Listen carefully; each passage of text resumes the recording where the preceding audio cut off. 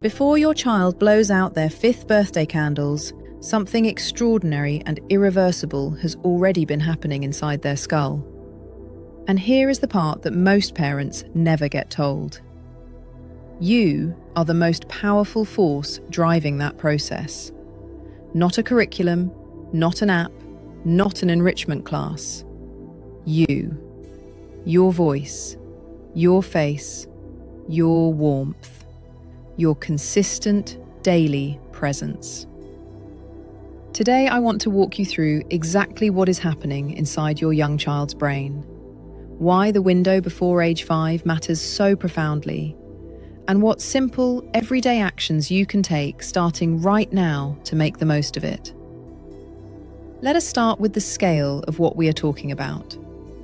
At birth, a baby's brain is roughly a quarter of the size of an adult brain. Within the first 12 months alone, it doubles in size. By the time a child reaches their 3rd birthday, their brain has already grown to around 80% of its adult size. And by age 5, we are sitting at approximately 90%, nearly fully grown, in just 5 short years. That timeline is not something you can reschedule or catch up on later. It is happening right now, whether you are aware of it or not. But here is what really makes this interesting. During those early years, a baby's brain is forming over 1 million new neural connections every single second. 1 million per second. These connections are the wiring of the brain. They govern everything from how your child moves and speaks, to how they manage emotions, solve problems, build relationships, and handle stress as an adult. The brain is not building these pathways randomly. It is building them in direct response to the experiences, relationships, and environment your child encounters. Genetics gives the brain its starting blueprint, but experience is what does the actual construction work. So what does that mean practically?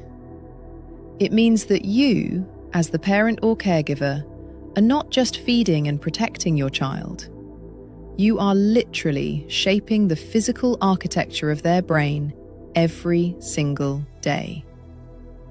That is a huge responsibility, but it is also one of the most hopeful truths in all of developmental science. Because the most powerful thing your child needs from you is not expensive or complicated.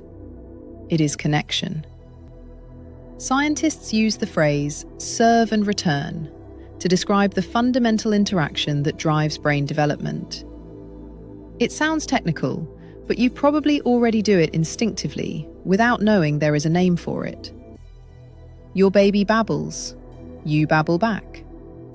Your toddler points at a dog across the street. You say, "Oh yes, look at that fluffy dog." Your child tugs your sleeve and you turn, make eye contact, and respond. That back and forth, that conversational ping pong, is neurologically significant. Each exchange strengthens synaptic pathways. Each response your child receives teaches their developing brain that the world is responsive, safe, and worth engaging with. And each time that lesson is reinforced, your child builds the emotional and cognitive foundation they will carry for the rest of their life. Now let me get into some of the specific ways this plays out, because understanding the science is useful, but knowing what to actually do with it is what changes lives. First, let us talk about language. There is a common misconception that talking to babies and toddlers is pointless because they cannot talk back or fully understand you yet. This is completely backwards. The research is clear that the amount and quality of language a young child hears directly predicts their vocabulary, their reading ability, and even their academic performance years later. But there is an important distinction here. Talking to your child as though they are a passive audience is far less powerful than talking with them. Narrate what you are doing when you cook dinner. Ask your toddler what they think about the cloud shapes outside. When they give you a one-word answer, expand it. You said dog. Yes, that is a big brown dog running fast. This kind of rich, warm, back-and-forth language use is sometimes called parentese, and it is not silly or childish. It is nutritional for the developing brain. Second, physical affection is not a bonus. It is not extra. It is a biological driver of healthy brain development. When you hold your child, rock them, stroke their hair, or simply sit close, their body releases oxytocin, and their stress hormone levels drop. Physical touch activates systems in the nervous system that regulate emotion and promote a sense of safety. A child who feels physically safe and emotionally secure is neurologically better positioned to learn, to listen, to explore, and eventually to handle the challenges of school and social life. Affection is not spoiling a child. It is building their brain. Third, play is serious business. I know that sounds like a contradiction, Young children but engage the research in backs it unstructured up. play. Particularly imaginative and exploratory play, they are actively developing the prefrontal cortex. That is the part of the brain responsible for decision-making, self-control, planning, and impulse regulation. These are not soft skills.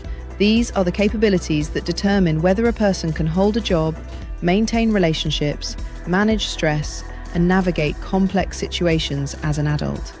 So when your child is building a fort out of sofa cushions or pretending to run a restaurant with toy food, they are not just passing time. They are doing some of the most important developmental work of their entire lives. Your job in those moments is not to direct or manage the play. It is to allow it, engage with it when invited, and get out of the way when they are in the flow.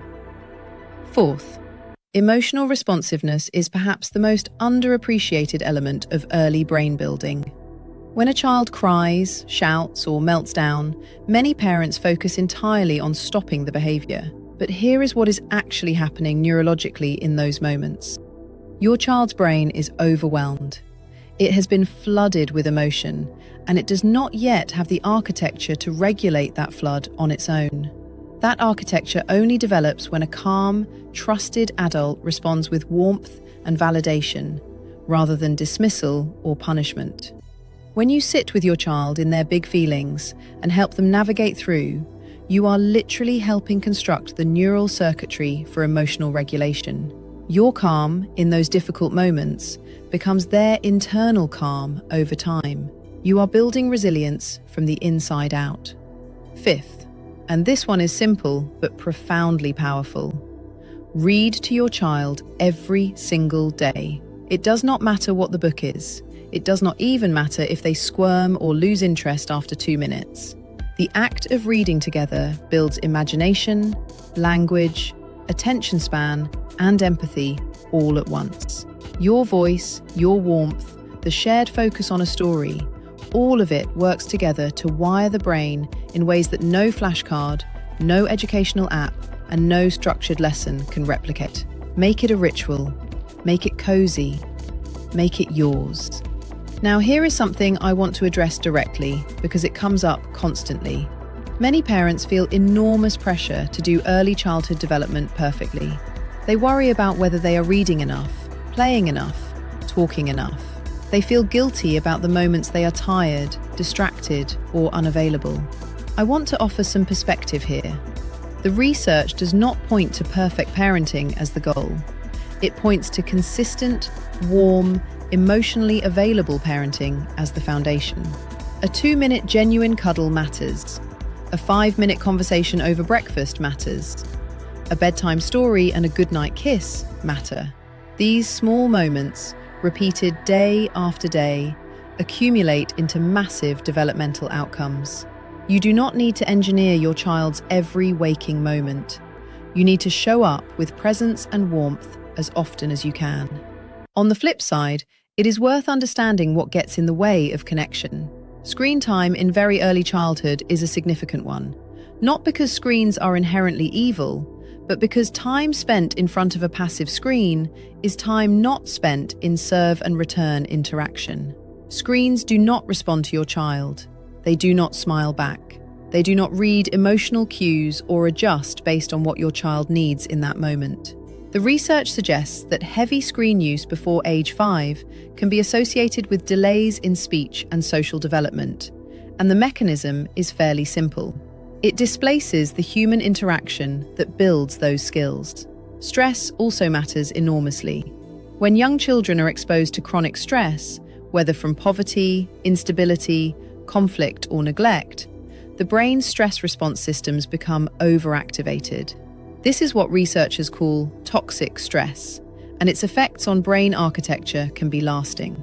This is not about small, everyday stresses, which children need to learn to handle. This is about prolonged, overwhelming adversity, without a supportive adult present to buffer it.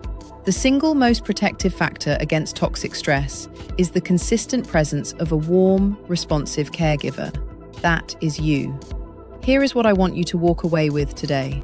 Before your child turns 5, their brain is undergoing a period of construction that will not come again with the same intensity and plasticity. The connections being formed right now will serve as the foundation for every skill, every emotion, and every relationship your child experiences for the rest of their life. And the primary driver of those connections is not what they watch or what they are taught in a formal sense. It is how they are treated moment to moment. In everyday interactions you have with your toddler is building vocabulary and cognitive flexibility. Every hug is reducing stress and promoting emotional security. Every time you respond to your child's needs consistently and warmly, you are teaching their brain that the world is safe and that they are worthy of care. That lesson, planted early, grows into confidence, resilience, curiosity, and empathy. You are not just raising a child, you are shaping a brain. And the most powerful tool you have is not something you need to buy or learn from a program. It is your presence, your attentiveness, and your love.